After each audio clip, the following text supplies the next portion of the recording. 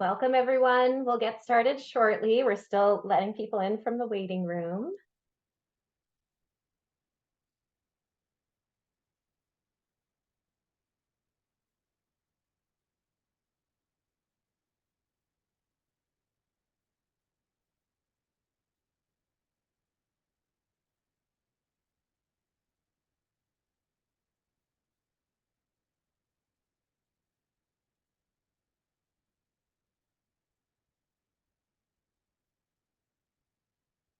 Welcome, everyone. We'll get started in just a moment.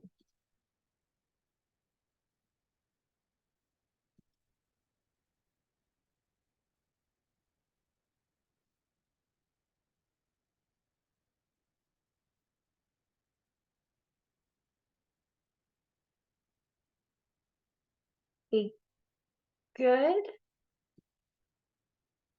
to begin, Maggie? You're all set. All set. Thank you, Will. Welcome, everyone, whether you are joining us live today for the Lunch and Learn, Restoring Wabanaki History in Maine at the Ballot Box, or watching the recording on YouTube. We're glad you're here, and we're grateful for your partnership in this important work.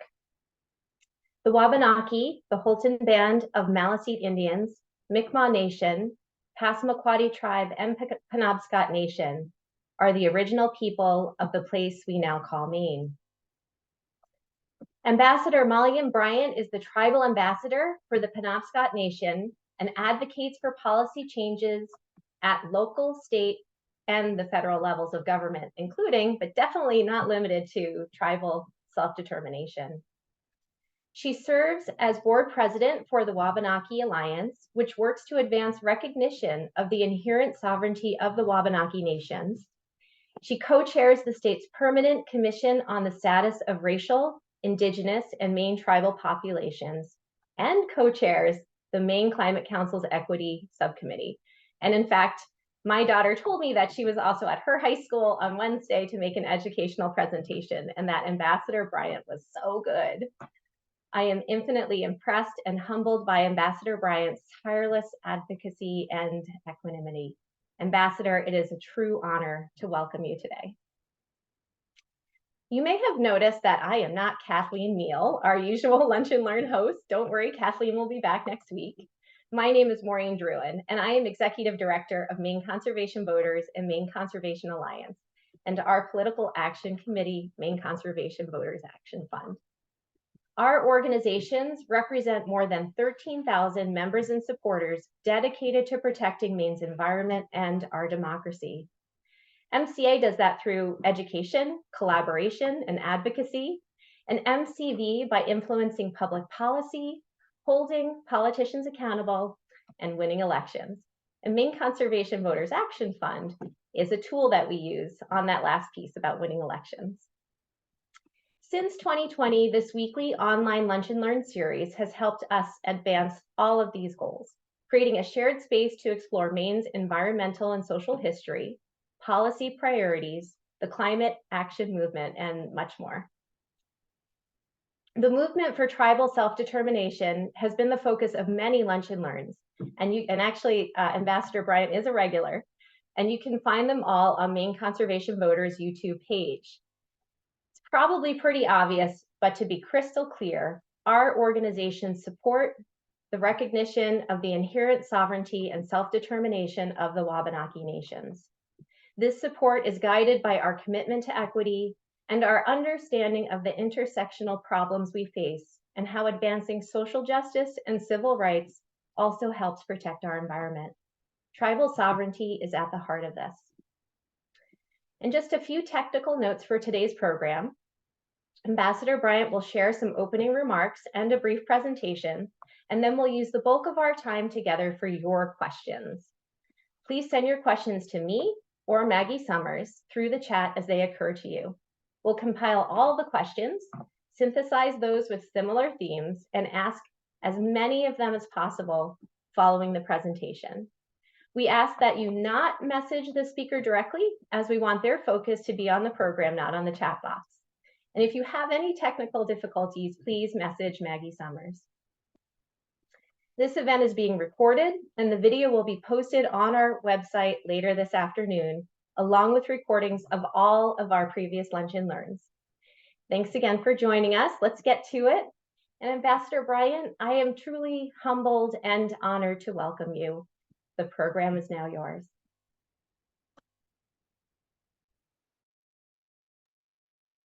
Thank you. Thanks so much, Maureen. And it's really great to be here with you all. Thank you for your patience with my hectic schedule sometimes. I have done a number of these lunch and learns, and I'm very honored that you all keep having me back. We always have really inspiring and great discussions on these, and I think that the reach is really great. And I also want to thank you all for your steadfast commitment to tribal sovereignty and that you all keep showing up to support us. We've been doing a lot of reflecting on this work and on this coalition that we've grown. We just had 150 different members of the Wabanaki Alliance coalition. And I think back to not that long ago, that would not have been our reality. You know, for a long time, the tribes were working really hard just to be heard anywhere. So, you know, today I needed to be heard in a couple places. And while it feels busy, what a gift that is. You know, what a blessing that so many people before me would have loved to have these conversations and would have loved to express their needs and garnered support from folks and just weren't able to. So I never take that for granted or any of these relationships and connections. And I'm just deeply, deeply thankful. So today we are talking about question 6 and the referendum coming up in November. And I'm really looking to use this time to connect some dots for folks and really dig into what this referendum means throughout history and today. So just as a broad overview before we get into the presentation, this is a topic that a lot of tribal folks we've known about for a long time. You know, we've always kind of known that this had happened in the 1800s and that it's no surprise that the state of Maine and the tribes, you know, couldn't work through a lot of this history in a good and healthy way. So for us, thinking about treaty obligations not being acknowledged or viewed, you know, that's no big surprise. It's also just sort of good common sense, I think, to embrace this history all together and go forward in a good way. And that's really what we're trying to do here. So we're super thankful to Speaker Talbot Ross for putting in some legislation around this. And I really like the progress we're making and the discussions we're having. So this is all about fighting for fairness and equity and voting yes on question 6 today. So next slide. I can tell you a little bit about the Wabanaki Alliance. This is us, this lovely slide with our pictures and tribal logos. So we were, you know, a few years ago working on the task force to amend the 1980 Maine Indian Land Claim Settlement Act. And it just felt like a lot of good synergy. You know, the tribes were pretty united in a lot of goals as far as amending this act.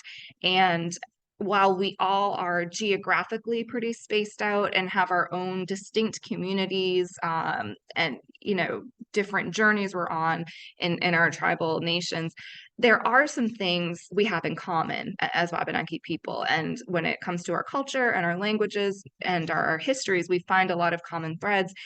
And in working on the increased recognition of our tribal sovereignty, we were also finding a lot of good unity together.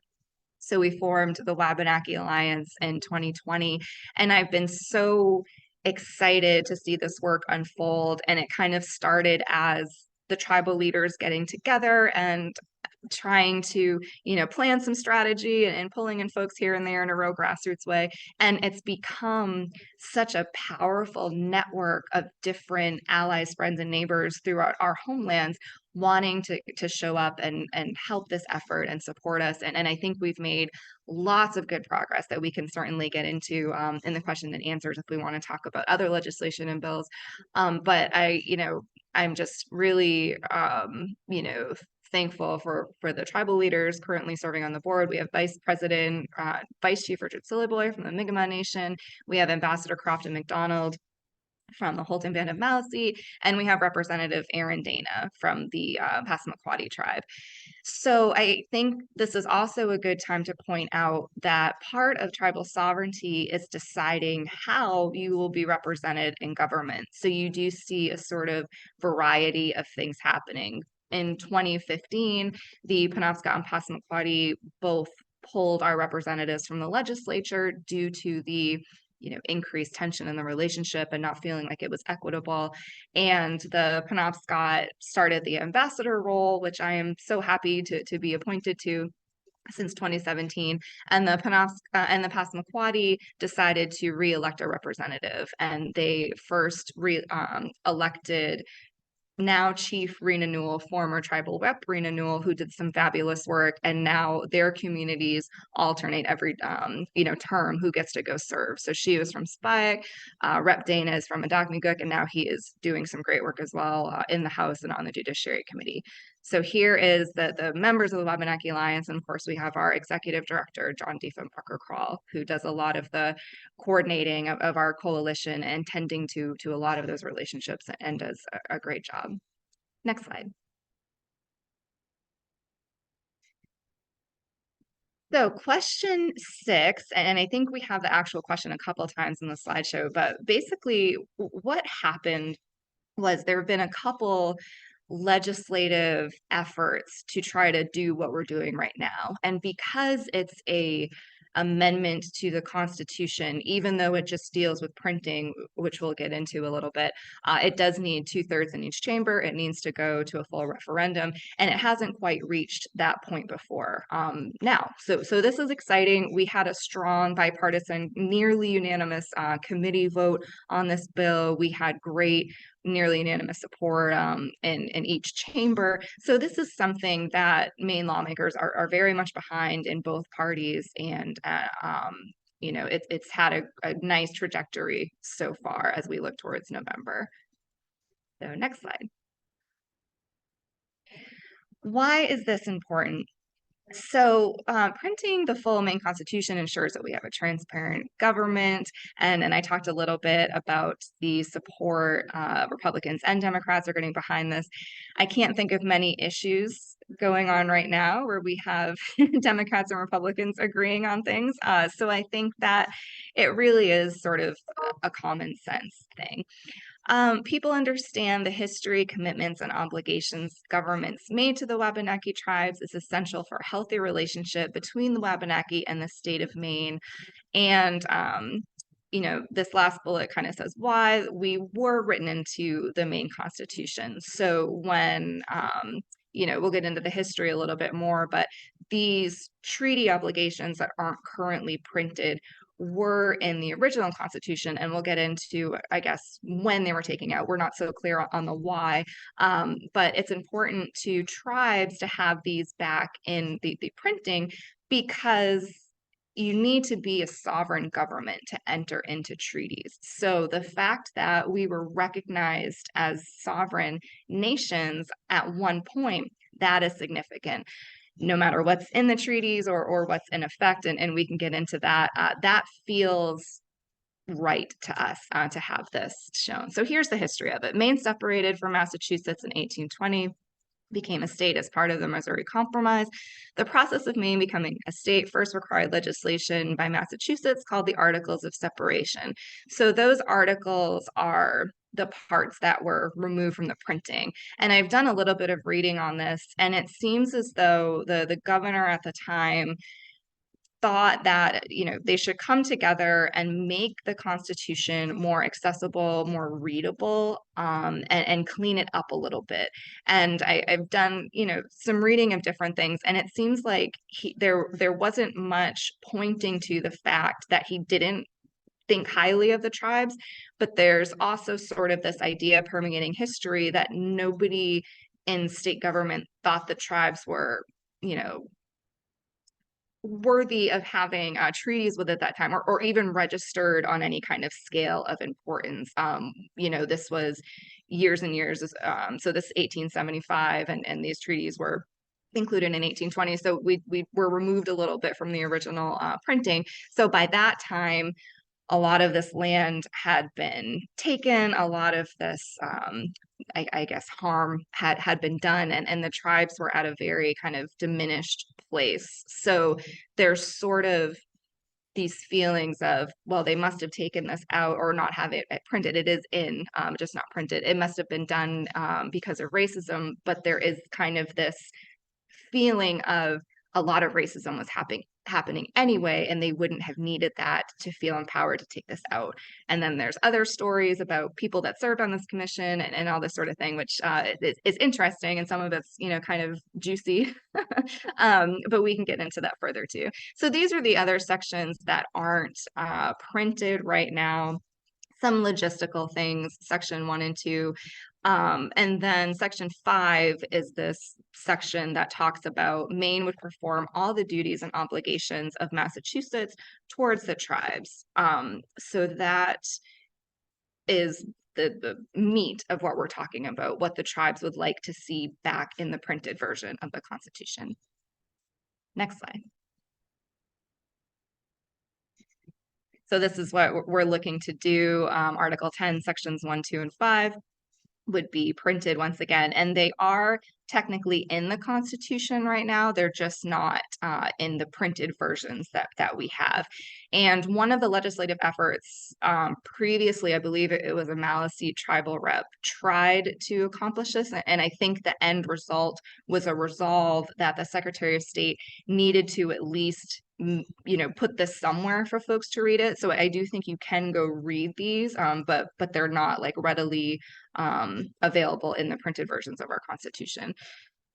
Next slide. So here's the actual how it will appear on your ballot. Here is the question: do you favor amending the Constitution of Maine to require that all of the provisions of the Constitution be included in the official printed copies of the Constitution prepared by the Secretary of State? So if you're showing up to the ballot box not knowing what's really going on, this might seem cloudy or kind of broad, or, sure, like, of course we should do that. So what Wabanaki Alliance is doing is really making sure that folks know that part of this question, part of this movement here is those treaty obligations. And that matters to us because of the transparency, because of honoring our history, because of, making sure it's known that the formation of Maine happening here in our ancestral homelands, there was, significance placed on our place in that era and our land holdings and the obligations and need to compensate tribes. Whether all of that happened or was honored, you can probably guess it wasn't always the case, but it's important to us that we mattered then enough to be in this document. And it really, it sends us a message now that it's not in there, that maybe that wasn't as significant or as important as we would like to think it is. Next slide. And here's our little plug to sign up to be a volunteer. I think here's the site. We have QR codes on a bunch of different materials. And we would love to have help and support, and we'll be, working really hard right up until the election on this campaign. So I think that might be it. Great. Thank you. Yes, thank you so much, Ambassador, for reviewing the ballot question.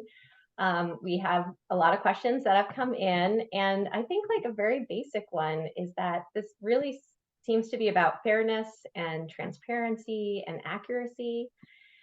So do you have any thoughts, and you kind of touched on this a little bit, do you have any thoughts on what was happening historically in 1876 that might have led the Maine legislature to stop including treaty obligations in the printed copy of the Constitution? So based on the reading that I've done, there's a great report that Maine Indian Tribal State Commission put out a few years back. Judd Etsy Kendall pulled this together. And, it seems like there was this need to make the Constitution or amend it to, this was, quote unquote, they're saying to make it more readable and accessible. So when they looked at what parts do we not need to have in this printed version, the Articles of Separation, I guess it was thought that that's not as significant for folks to know about or read about. So that was kind of on the chopping block. Now, there's other stories that the folks that were put onto this committee to look at what would come out, that maybe some of them had an interest in taking out the language about tribes. There's a story about there was a court case at the time of the Passamaquoddy tribal citizen, and kind of embroiled in this court case. One of the lawyers in the law firm representing the other party against the Passamaquoddy man had some financial interest in this case. And basically the man, the Passamaquoddy man, was saying, you are violating treaty rights that I have as far as hunting and fishing, all that stuff is sort of spelled out. And, the Passamaquoddy man lost the case, and the treaties were kind of hidden. So it was convenient, I think, for some folks to hide this history and hide these obligations. And one of the things spelled out in one of the treaties was Massachusetts was to pay Maine $30,000, I believe, so that they could pay Passamaquoddy tribe that sum and take some land, buy some land. And the way the research went that I was reading, the state pocketed that money and took the land, and the tribe never saw it. So you have, definitely underhanded things going on, and it really was probably beneficial to put this out of view. With all that said, there's this line of thinking that maybe folks in government didn't even feel like they had to cover themselves or protect themselves. They felt pretty empowered to take land anyway. So it didn't really matter if these treaties were there or not. So there is that thing out there too of, well, there was no malicious intent taking this out because it didn't even rise to that level, where they felt they needed a reason to ignore treaties. One of the questions that we got was, are you actually talking about actual printing of the Constitution? I think the question was, so when you say printing, do you actually mean printing? Yes. I think both. I think, when copies are made for whatever reason, right now, if you were to seek a copy, probably electronically or on paper of the Constitution, it wouldn't have these in it, even though they're technically, in it, somewhere. So now, when they print new copies, this would all need to be included. Mm-hmm. Great. And so can you talk a little bit more about why this is important to you personally? Yeah, so in our working on tribal sovereignty and recognition of our self-determination, a lot of it comes down to, our rights as it relates to land and natural resources and jurisdiction and our rights as federally recognized tribes. And when you think about these treaties and this era, it's also sort of all about land and rights and responsibilities and all of that. So, it's no secret to a lot of folks here that a lot of the work we're doing right now is trying to amend the 1980 Maine Indian Land Claim Settlement Act. The, impetus of that settlement was the discovery that 2/3 of the state had been stolen from tribes. And that's because the treaties were never ratified by the federal government like they should have been under the Non-Intercourse Act. So the taking of all of this land is the reason for the settlement that we kind of agreed to under duress. And it's the reason we've had these 40 years of conflict and tension and trying to get our rights back. And the work that we're so embroiled in right now, there's a direct line back to this era and some of the original, disregard for our rights in our homelands. Mm-hmm. So you think that this passing question 6 will help with the broader effort around tribal sovereignty? I do. I think that, it's really important that folks don't just think, oh, the tribes are complaining again. Oh, the tribes are just always asking for the same thing and not making much progress. And there's real reasons for what we're doing. And when we talk about the Constitution, when we talk about the treaties, that brings about these broader discussions in a much fuller way. So I think that question 6, hopefully when it passes, it will broaden this discussion and it'll give folks kind of a fuller taste of what we mean when we talk about tribal sovereignty. And then as we move into the next legislative session and we're looking at these bills about the Settlement Act, there'll be a bigger picture painted about Maine and the tribes and this relationship. When you think about it, this section of the Constitution is the start of our relationship with Maine.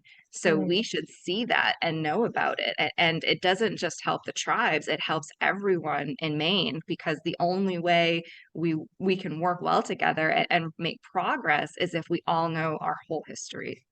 So it really sounds like by passing question 6, this will help the overall relationship between the tribes and the state of Maine. I really hope so. And I've been hoping that for a long time in this work. I think that a big part of what I try to do in this work is appeal to people's humanity. So as human beings, we're motivated by a few things, all of us, no matter where we come from. We want to be safe, we want to be fed, we want to be warm, we want our family to be loved and cared for. So when we look at how do we get along better with the state? I think talking about basic human rights and needs and wants, that's how we make progress. So I want my history to be visible as a Wabanaki person. That makes me feel honored and respected, and dare I say, loved and supported. That makes a whole lot of fuzzy, warm human things happen when you have folks really knowing where you come from and have that validated. So and I think that when we talk about the tribal state relationship, we can get bogged down in policy and history and litigation, but maybe sometimes it can come down to what makes us feel good as human beings and how do we connect around that. That's really powerful. Just getting to sort of like some of the technicalities, could the legislature have just passed this on their own, or did this have to go to the voters? It does have to go to the voters. Apparently, even to include this back in the printing. So even though it's never been removed from the Constitution, it was taken out of the printed document. So to put it back in, it needs to be a constitutional amendment. So yeah, it needed to go to the voters. So you're engaged in this campaign to try to pass question 6 on November 7th, and don't forget to vote. We'll have an action request at the end. So how do you feel about the campaign? How's it going? Are you optimistic about winning? I am. I haven't heard a whole lot of opposition yet. There's some that we heard in committee, but I think, Mainers overall understand that Wabanaki people have been here for thousands of years. They understand that this is our homeland.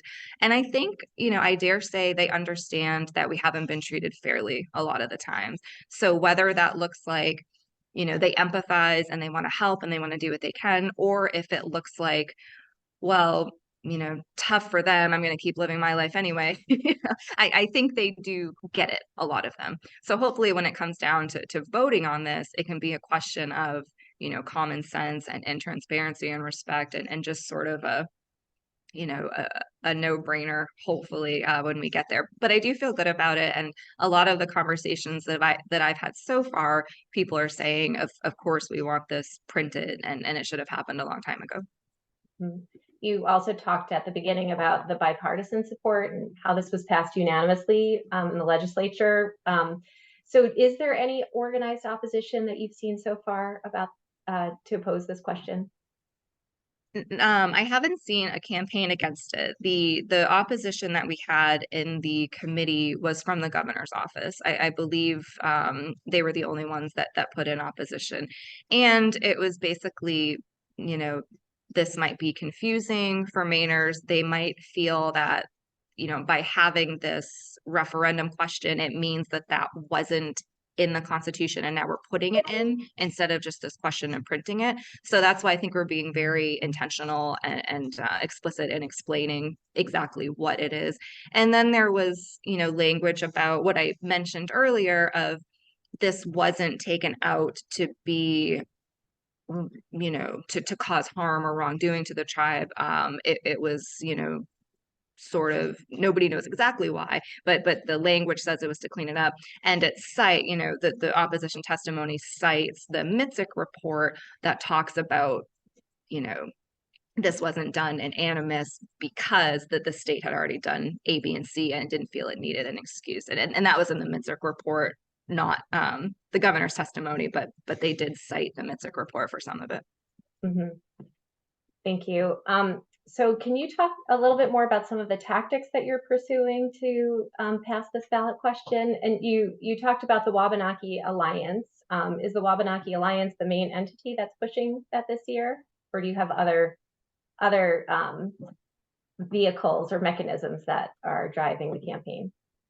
So we have the Wabanaki Alliance that's certainly doing a lot of good work, but we also have this amazing coalition that I've talked about. And we had an in-person retreat a couple weeks ago, and I see some familiar faces here that joined us there. And that's where we kind of unveiled the QR code and the one pager and all that. So thankfully, folks have really taken off running with this and are promoting it in their organizations. And I know we had a variety of organizations tabling at Common Ground Fair with our information about this campaign. So it's beginning very strong, very grassroots, very person to person, and hopefully, we'll have some lawn signs and some materials and some media around this too. Great, thank you. There is a question here about were there other sections of the Constitution that you know of that were taken out? So I believe it's 1, 2, and 5 in that articles of separation, and the other sections kind of deal with when the legislature will meet and what the terms are and that sort of thing. And those were also taken out at the same time. Okay, great. And then just another technical question that came up with your slide around the Wabanaki Alliance. Can you talk a little bit about the difference between tribal representatives versus tribal ambassadors? And can you talk a little bit more about your role? Yeah, absolutely. So the tribes, for hundreds of years have had different ways of representing ourselves in government. And the Passamaquoddy, Penobscot, and Maliseet at different times have sent representatives to the legislature. And when those tribal reps are in the legislature, they can sit in committees and I believe they vote in committees. I think sometimes it's a recommended vote or something. I don't know if it counts the same, but they don't get a vote on the House floor. And the reasons for that are sort of twofold. One is if they were voting, since we're already within legislative districts, it would be seen as like a double representation. And another kind of thing to consider, some tribal folks are glad they don't have a vote because then that puts us on the level of municipalities. So something we're always trying to avoid. The Settlement Act kind of creates this environment where tribes are treated like municipalities. So we don't want to be considered, Old Town Brunswick, Bangor, whatever. We want that kind of sovereign feel.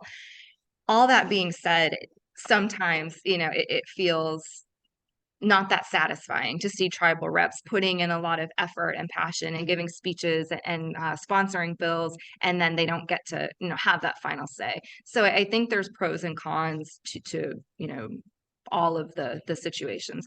So the ambassador role, when we pulled our tribal reps in 2015, the Penobscot Nation kind of decided to go in this direction, and this role it tries to fill that space, where we need to know what's going on in the state. We need to be advocating on policy. We need to be trying to make progress here. But the idea is to have it come from a more sovereign angle, so I advocate for policy. I testify in committee. I try to, have great relationships with lawmakers and do a lot of work there, but I'm not sitting in the chamber. I'm not sitting in committee. And so that's, a little bit different. And the Maliseet have decided to also have an ambassador. That's Ambassador Crofton McDonald, who's doing a great job.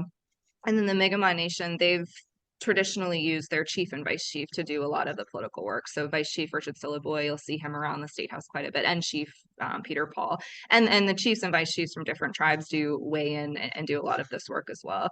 So it's a great team effort. And I think that it's nice that there's a variety of ways we're being represented, because we can pull from kind of the strengths and weaknesses of what we all can do. So I can't sponsor a bill. Representative Dana can. His hands might be tied on things he can do, so he can come to me and I can come in and help him out. So it's it's a nice give and take. I don't think there's any right way to do it, but I think we're all working fairly well together right now.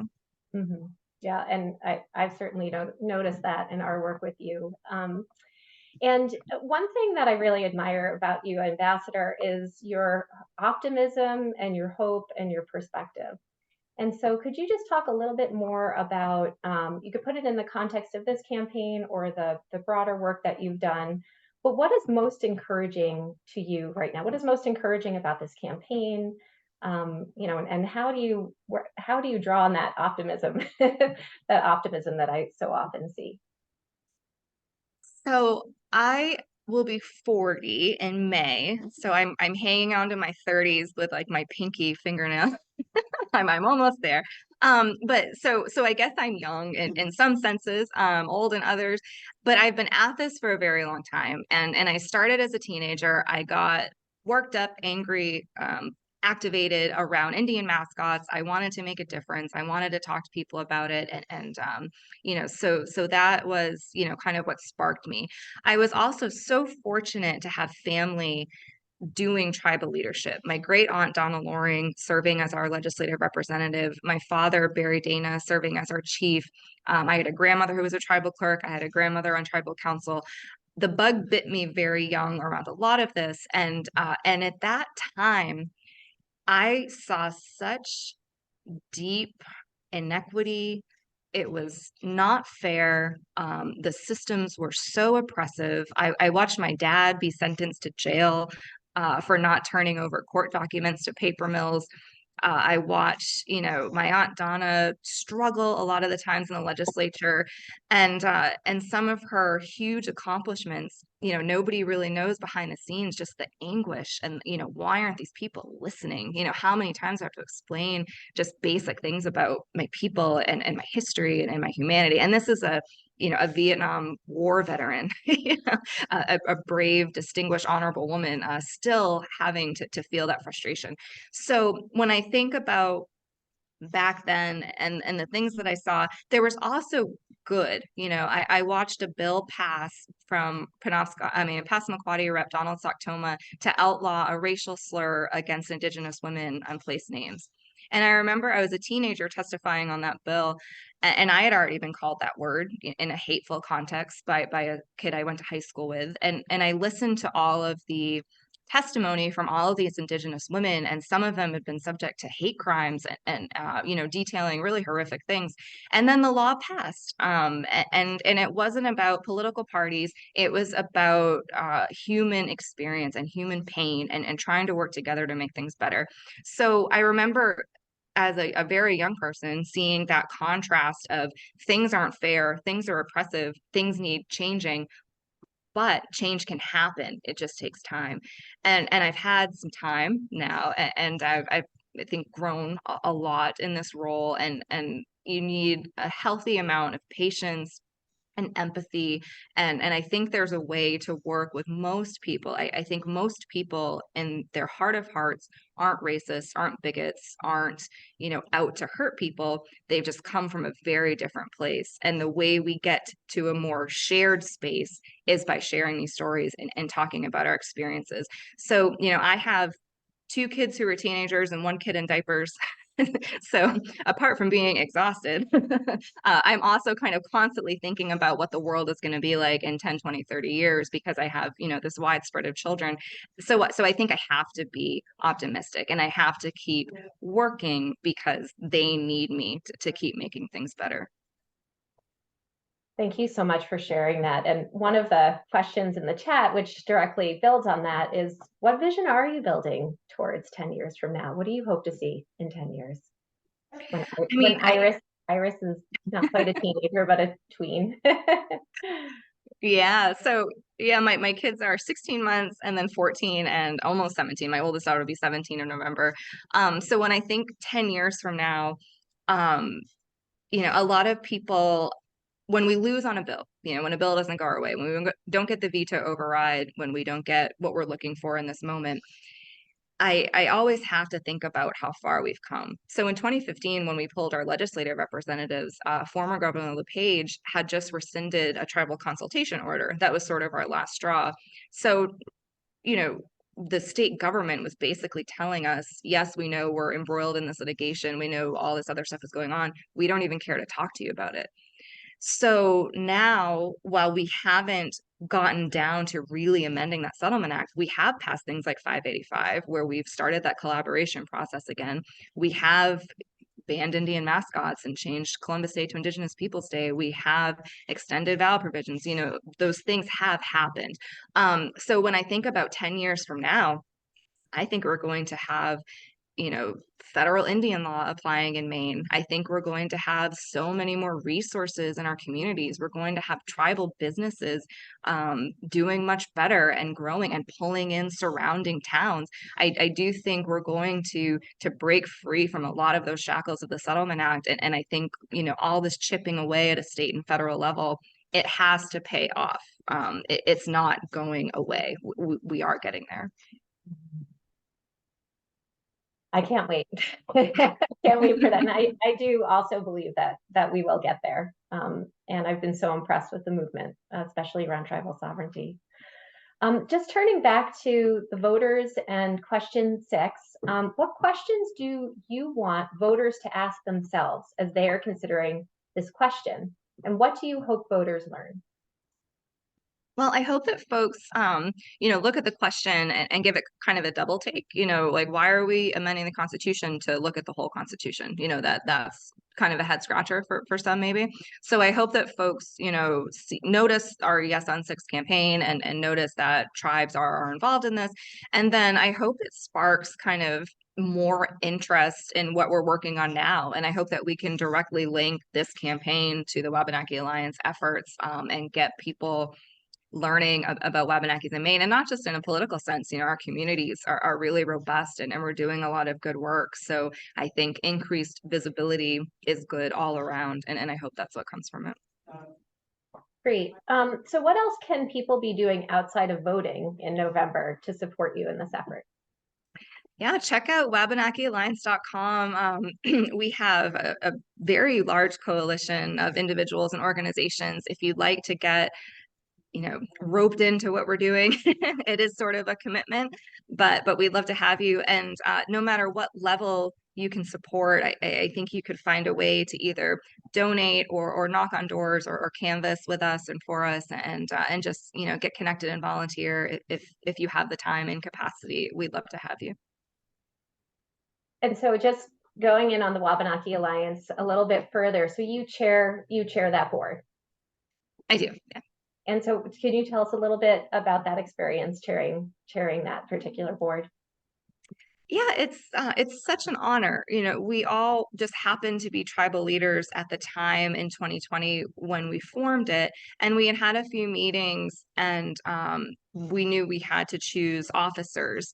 And I was nominated by a couple of my colleagues in tribal leadership to be the president, and I accepted. And it's a huge honor. I really love doing it. I try to keep in close contact with our ED and help out where I can. I try to keep tabs on what our different subcommittees are working on. And, I probably lean more into the communications committee. I go to those meetings quite a bit, but I really appreciate all the work. And I'm trying to broaden the kind of reporting from the Wabanaki Alliance to tribal communities. So I'm trying to be a better, liaison between the two.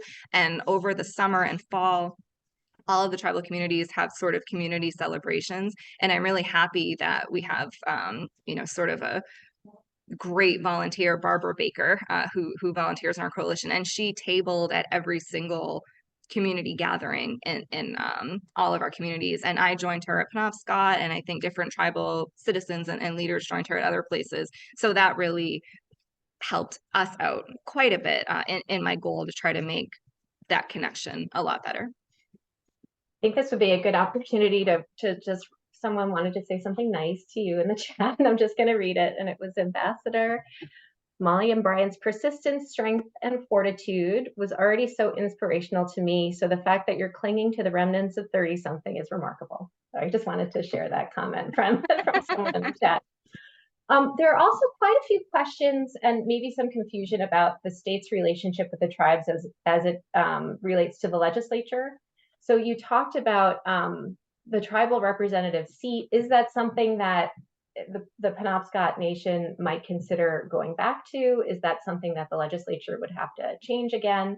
And also, is this arrangement unique in the country, or is this, if you know it, is it do other states have this type of relationship with the state legislature? So Penobscot Nation, each tribe is sort of in charge if you want to send a tribal rep or not. So Penobscot Nation changed through tribal law from a representative to an ambassador. So we, I think it was the 2015, we have an annual lawmaking process called our general meeting. And so if we were to go back to having a representative, it would need to go through our tribal process. And then the state would accept that representative. The offer's on the table, I think, if we do want to send a rep back. And then as far as other states, I don't know if it's exactly the same as we have it. I do think that there is tribal representation in other legislative bodies, but I'm not sure if that's without a vote or with a vote or that sort of thing. Yeah. Okay, great. So just getting down to the end here, maybe turning back to question 6. Do you think or hope that this question will help increase awareness of Wabanaki history and respect for Indigenous sovereignty? And then the other part of this question is, it doesn't seem like many people actually seek out or read the Maine Constitution in their daily lives. Just talk a little bit more about your hopes for this particular question. Yeah, that's a great point. And I think, there's also this thought of if these treaties, wouldn't do anything, why print them? If it's not going to change anyone's day-to-day life, is this all symbolic? Is it, much ado about nothing sort of thing? And our kind of answer to that is, a lot of the things I've talked about, it's about history and transparency and fairness. And I do see that connection between that era and today because of the land, because of the rights, and because of just the bare bones of that relationship with the state. And I think if we want that to get any better, we have to look and see what it is and what it was and what we hope it can be. Great. There were some requests about seeing the exact constitutional language.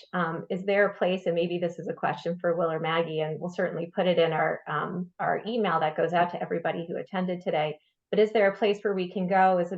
Is it on the website? Is it on the Wabanaki Alliance website, so we can actually read the language that was in the Constitution that isn't in the printed version now? It exists. I don't think we have it on our website, but I can get you all materials, and we should probably have it up at some point too. We might, I just don't know about it. But yes, it's there, and we can get it out to folks. Great. And was there someone in particular who had you talked about the genesis of this referendum. Maybe you could talk just a little bit more about how far back have you wanted to do this, or has the community wanted to do this? What's the genesis for question 6?